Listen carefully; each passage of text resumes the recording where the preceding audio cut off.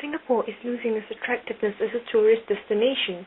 While Singapore was once a powerhouse in Southeast Asia, it is losing out to other countries in the region such as Hong Kong and Thailand, which are drawing in more tourists year on year. Our market share of tourists declined from 8% in the Asia-Pacific region in 1998 to 6% in 2002. On average, visitors stay for 3 days in Singapore compared to Hong Kong's average of 4 days. One key tourism draw that Singapore has is shopping.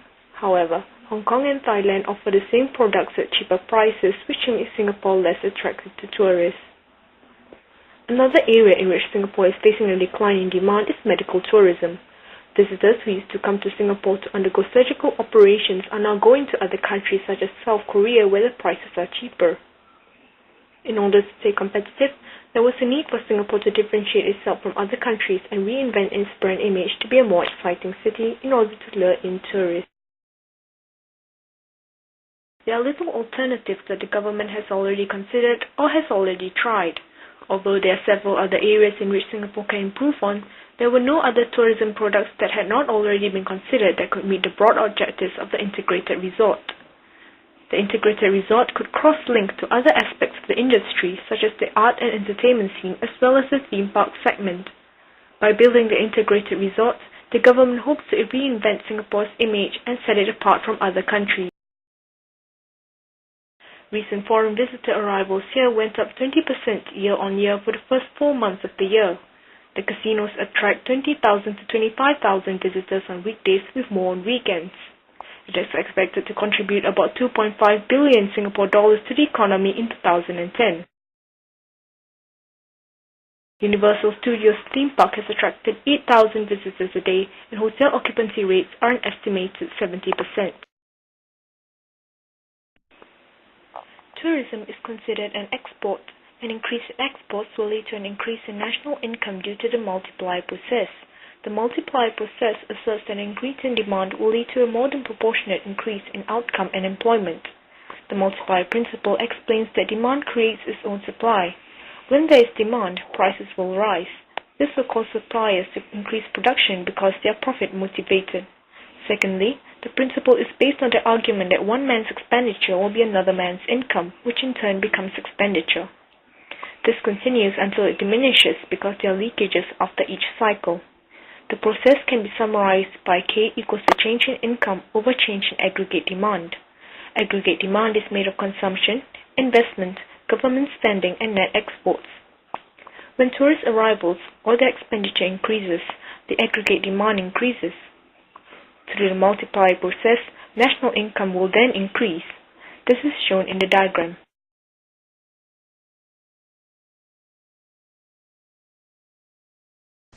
With the opening of the integrated resort, Singapore has become a more attractive place for tourist destination and business. This expansion in tourism sector will require an increase in demand for services and facilities, from places of interest to hospitality services like hotels, F&B outlets, and gift shops. The integrated resort can lead to an increase in average household consumption, as more job opportunities are provided with the opening of the integrated resort.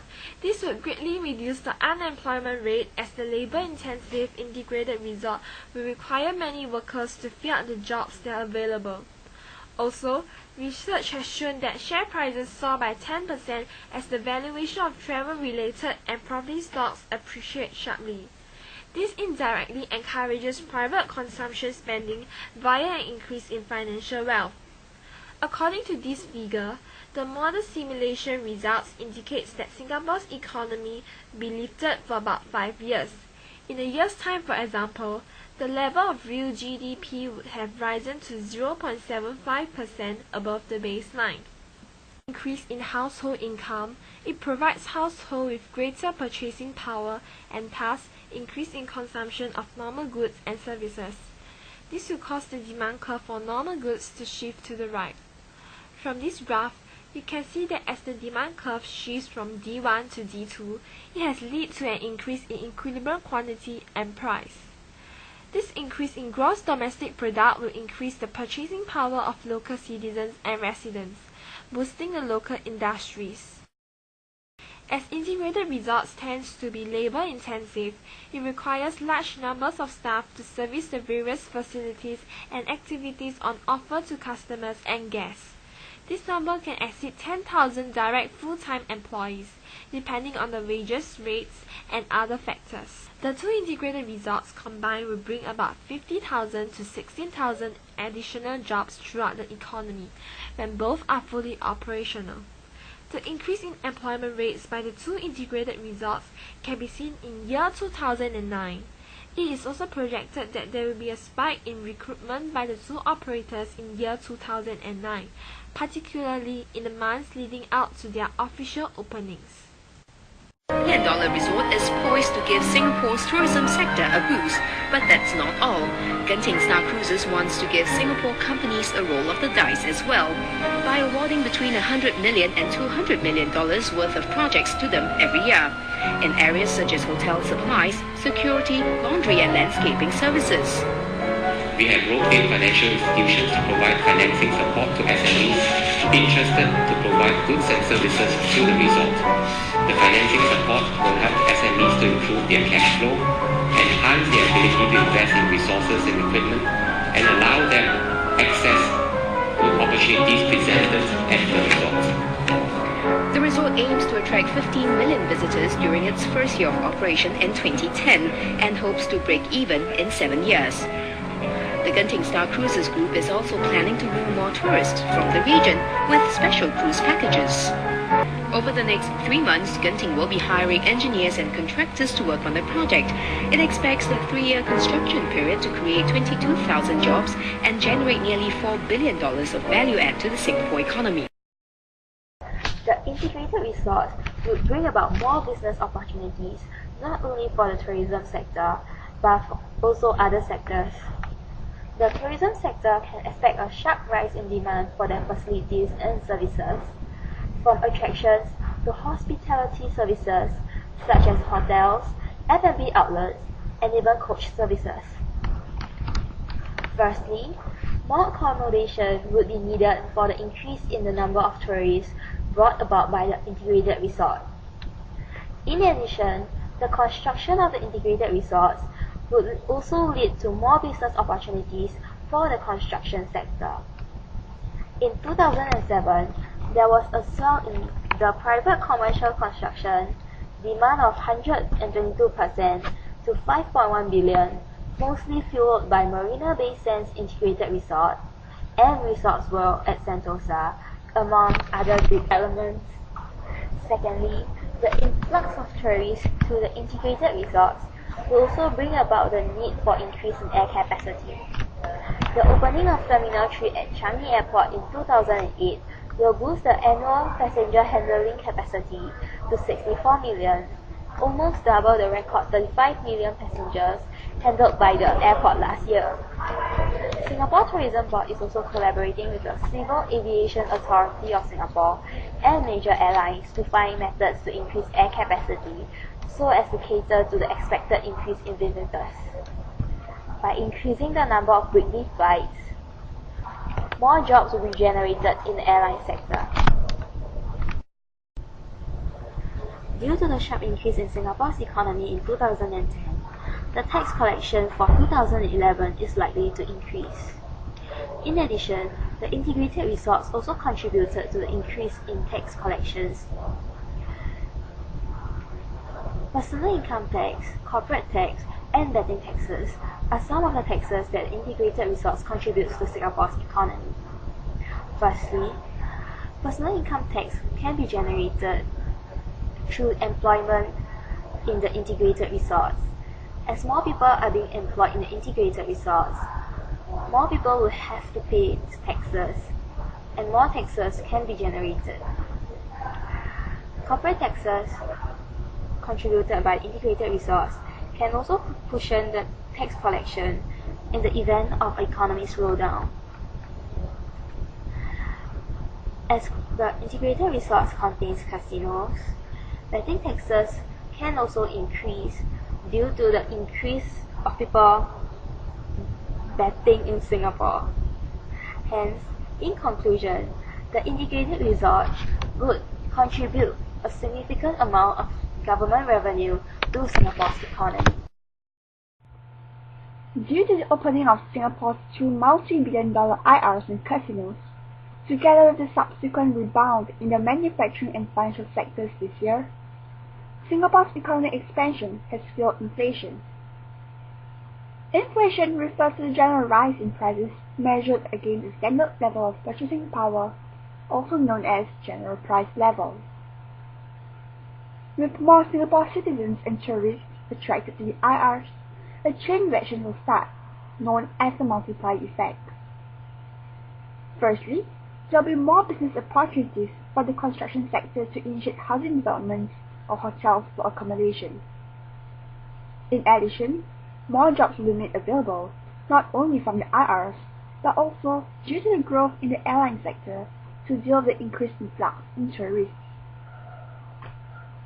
With more people having a job in Singapore, not only will Singapore's unemployment rate decrease, but more people will have the means to contribute to the household consumption component of aggregate demand. Other than that, tourists will also bring about an increase in the purchase of Singapore's goods and services. Hence, as a result of this multiplier effect, it leads to an increase in aggregate demand. Correspondingly, the real national income of Singapore increases, as well as the general price level. As Singapore's tourism sector continues to blossom with a sustained high influx of tourists, GPL will continuously soar, leading to inflation. If not controlled, Singapore will face hyperinflation, which may result in detrimental effects. This prompted the Monetary Authority of Singapore, or MAS, to execute measures to cool the property market by lowering the aggregate demand. The MAS, which is also the Central Bank of Singapore, recently made some minor adjustments to the monetary policy of Singapore to lower national income and GPL. Inflationary pressures have prompted the MAS to tighten its monetary policy twice this year, at both its April and October meetings. Unlike many other countries which target interest rates, Singapore targets the exchange rate of the Singapore dollar. It has allowed a stronger appreciation of the Singapore dollar to ease imported inflation. By buying SGD from the exchange rate market, there will be a decrease in its supply. A decrease in its supply will then result in a leverage shift in the quantity of SGD. Due to this drop in the supply of SGD, the price of SGD in other foreign currencies will therefore increase. This is known as a strengthening, or in other words, the appreciation of the Singapore dollar. Therefore, by tightening Singapore's monetary policy to tackle inflation, the policy band will be shifted from a previously zero appreciation policy to one of its most modest and gradual appreciation. When SGD appreciates against other currencies, Singapore would stand to benefit, as it will have a stronger currency which will make the purchase of imports, such as oil and food, much more cheaper. Producers based in Singapore might also find their goods less competitive, and in turn will have less demand in the global market, due to the SGD gradual strengthening. This will help diminish the demand for local goods and services, which in turn would lessen the demand for resources such as land and labor. With a decrease in demand for labor, wages will not rise too rapidly, and thus, inflation will be kept in check. As the Singapore dollar is allowed to appreciate, demand for Singapore's goods and services will be lowered. Therefore, aggregate demand will decrease, which is shown by the decrease in the GPL from P1 to P2. Currency appreciation in Singapore's highly import-intensive economy will benefit consumers and many businesses while encouraging productivity improvements to increase competitiveness. However, even when growth moderates to a more sustainable level, inflationary pressures will continue, spurred by rising wages, housing costs, as well as increasing energy prices worldwide.